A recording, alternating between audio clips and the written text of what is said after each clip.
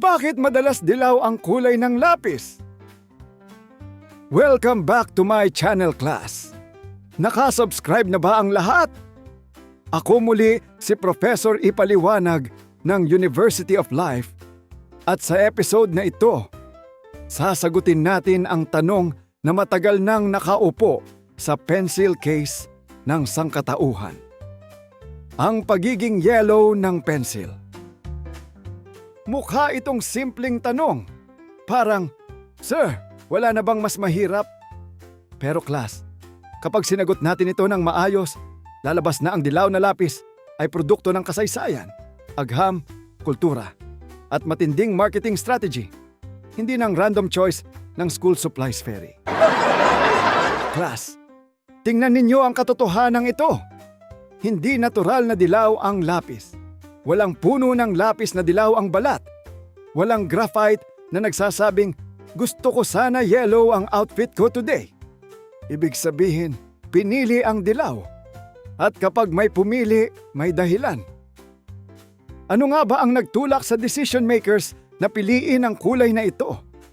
Bakit ito na ang naging karaniwang kulay nito? Kahit pa may mga ibang type at ibang kulay na rin na lumabas sa kalaunan. Alamin dito sa The Taglish Explainer. Ang topic na ito ay mula kay Yellow Lover, 1982. Salamat sa suggestion mo and shoutout sa mga Pinoy dyan sa Canada. Noong 1564, sa England, nadiskubre ang isang napakalinis na graphite deposit. Akala ng mga tao noon, lead ito. Kaya hanggang ngayon, lead pencil pa rin ang tawag natin kahit walang lead na involved. Historical misunderstanding, parang X na tinawag pa ring the one.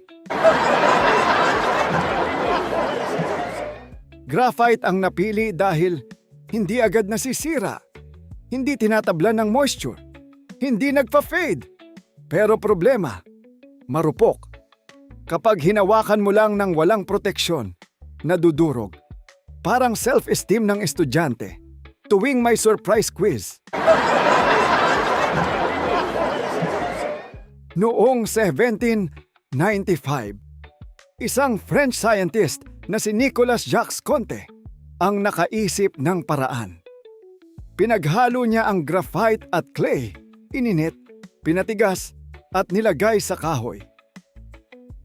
Pero noong panahong iyon, hindi pa sosyal ang lapis. Iba-iba ang hugis, walang branding, walang kulay. Parang produkto sa palengke na walang label. Bahala ka na. Ngayon, pumasok ang bida ng kulay. Joseph Hardtmuth, isang Czech inventor at negosyante. May kumpanya siyang pinangalanang Koh-i-Noor, hango sa sikat na diamante. Strategic agad. Pangalan pa lang may yabang na.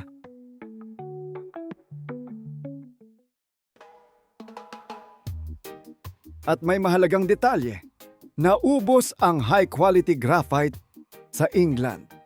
Saan may bago? Sa Iberia, China. At dito nagkaroon ng reputasyon. Kapag galing China, premium.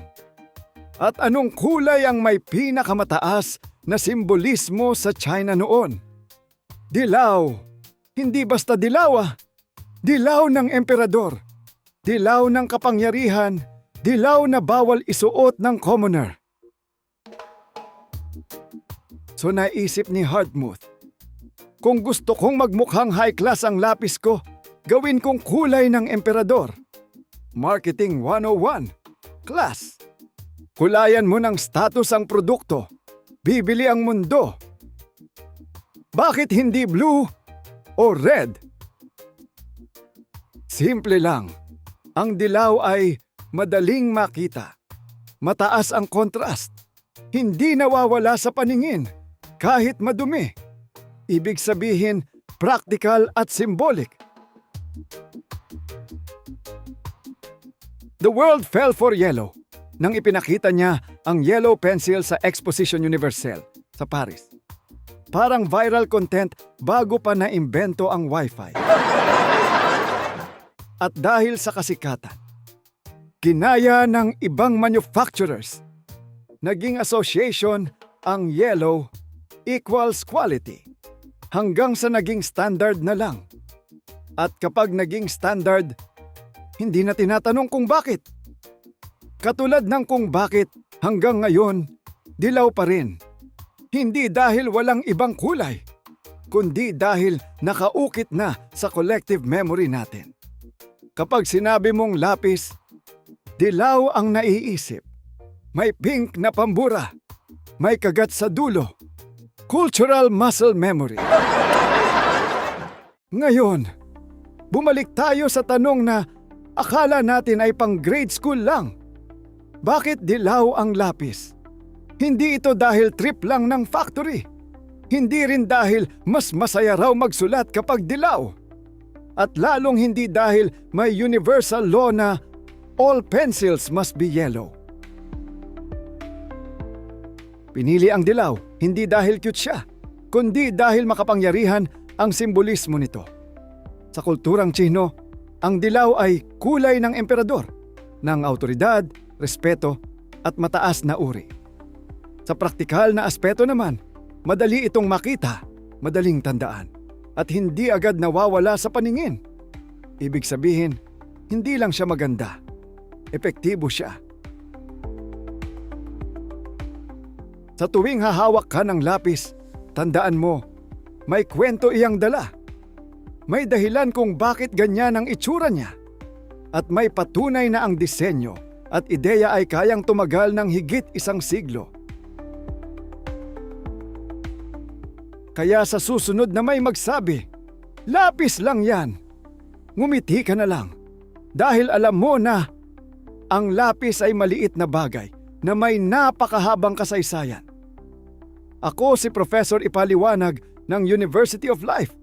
At tandaan ninyo, class, kapag humawak kayo ng dilaw na lapis, hindi lang kayo sumusulat. Humahawak kayo ng kasaysayan, kultura, at marketing genius. At kung bumagsak pa rin sa exam, huwag niyong sisihin ang lapis. Ginawa na niya ang part niya, pero nanood ka pa rin ng K-drama.